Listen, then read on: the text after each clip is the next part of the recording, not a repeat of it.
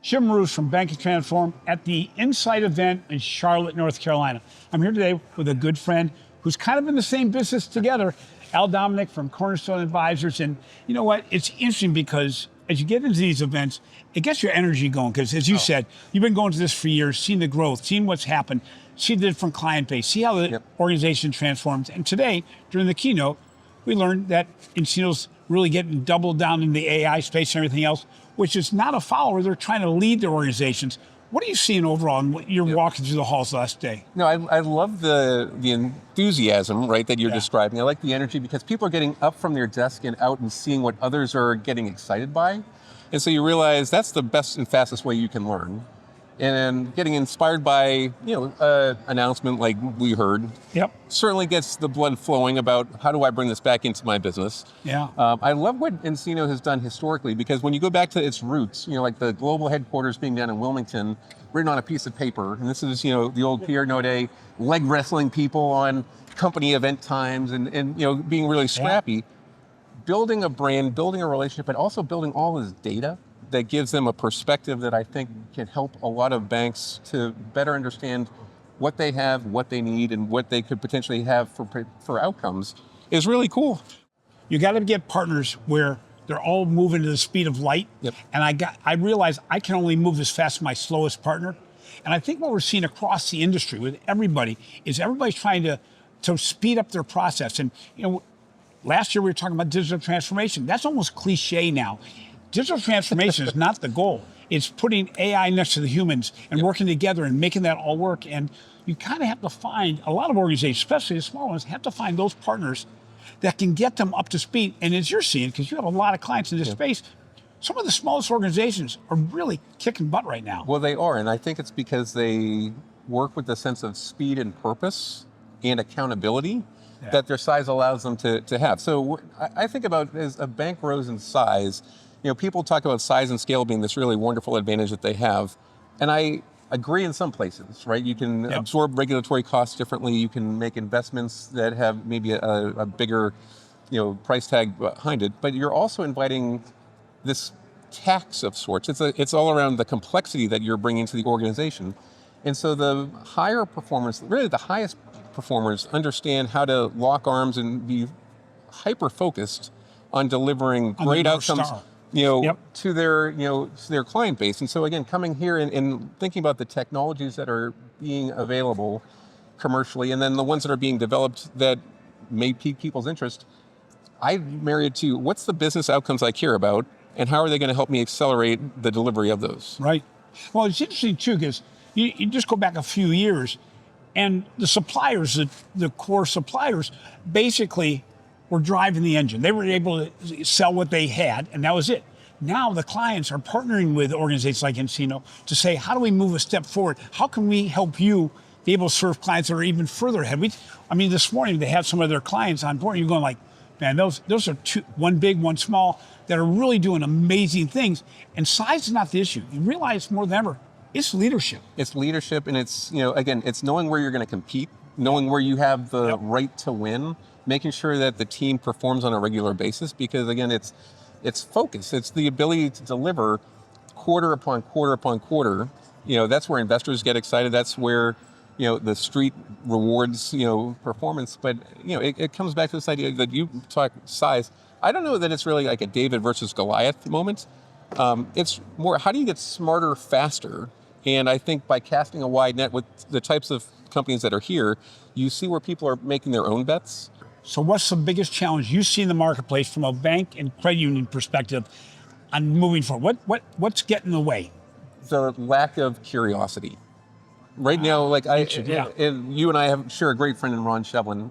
We've been talking at length about how technology used to be a great differentiator, but as it's become more ubiquitous in the way it's used, it's the creativity and the curiosity of the teams that are taking advantage of these tools to put it out there. And so my concern for certain organizations is they become risk averse. And we're in this really... Or stay risk averse. Or stay risk averse, but we're in this really volatile period. And so if you're a smaller bank, that sense of speed and purpose and urgency should show up on your balance sheet, should show up in your hiring, should show up in your product decisions. It doesn't always. And when it doesn't, I worry it's because people aren't staying curious as to, how do they earn the right to win. So, a little controversial comment I'm going to make here, but you have an event called Acquire or Be Acquired. Yep. And we talk about that in jest and in the past, sky is falling, this is going to all happen. We talked about that forever. But in the last 3 weeks, I've had 4 different people in different settings say, we're about to come across the biggest consolidation we may have ever seen fast because of AI. Do you see a really big consolidation coming down the pipe?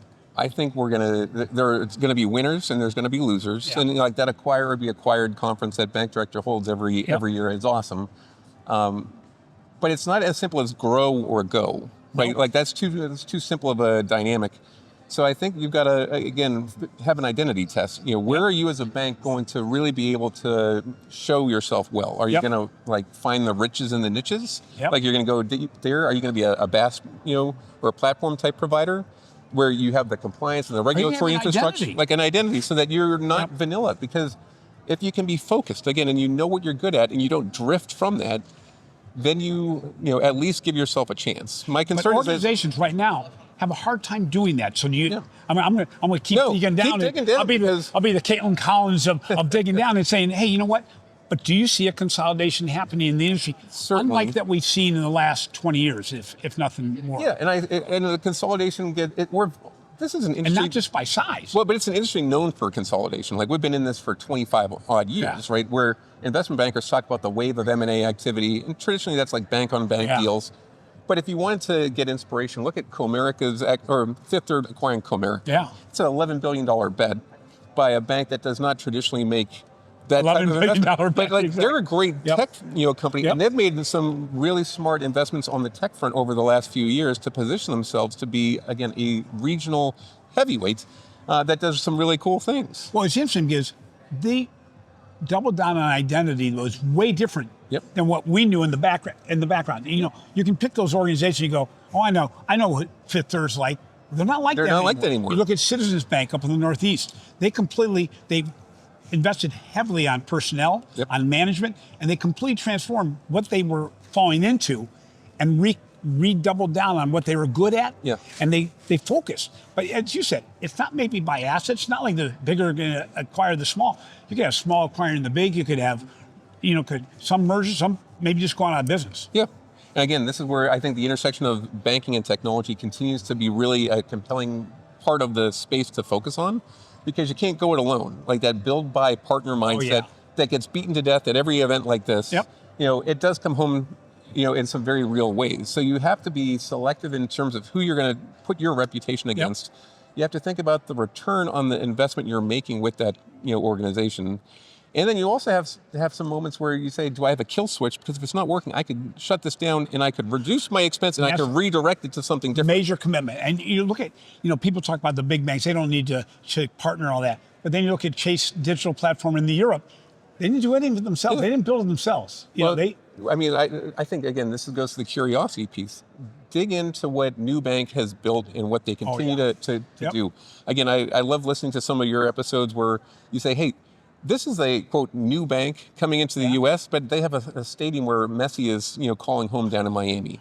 They have a Brazilian population that, considers, South Florida kind of the gateway into the country. And that's where they're setting up shop. Do you think they're not going to be as effective as like an East-West with their Chinese-American business stuff?